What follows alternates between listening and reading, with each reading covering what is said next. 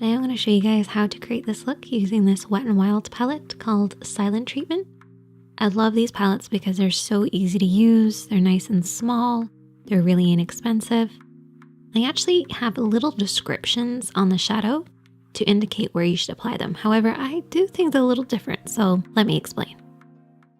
So I'm going to start off with the blending brush, and we are going to take the shade, which is a transition shade. So I often refer to a transition shade as the mid-tone. It's basically creating a transition between your other shadows.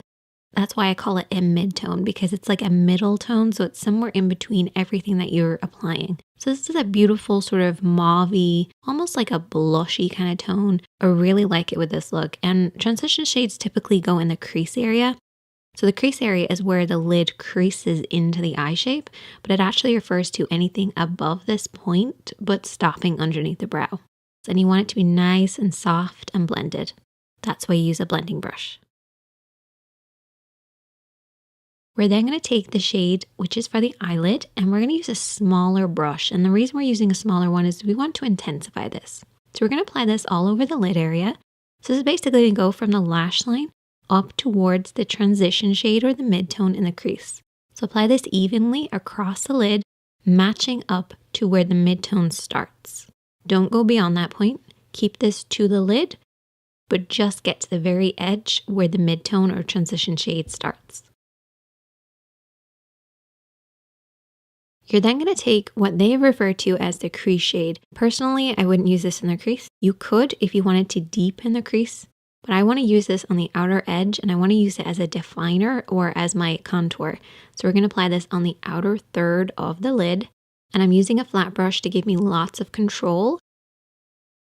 But once I've applied it on the outer third, I then take a soft pencil brush and just soften it out. This is actually the same brush that we use to apply the lid shade. That way you bring everything in together. Then we're going to take that crease shade again, and this time we're going to apply this underneath the eye. So I'm going to use that flat brush again and apply this underneath on the outer third. And with that pencil brush that we used before, we're going to soften this out. Really important to keep everything nice and soft and blended.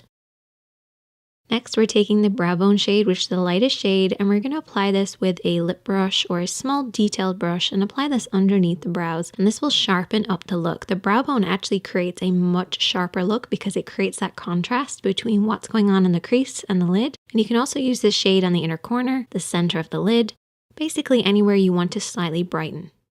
And then all you have to do is apply maybe a little bit of liner, lashes, lots of mascara, and you're good to go. I love the cool tones in this palette. It's really easy to use. I hope you guys enjoyed this, and if you have any other palettes you'd like me to try, as always, I am open for suggestions, so definitely leave a comment. Make sure to check out the other videos on the screen. Hit that subscribe button if you're new here, and don't forget to like.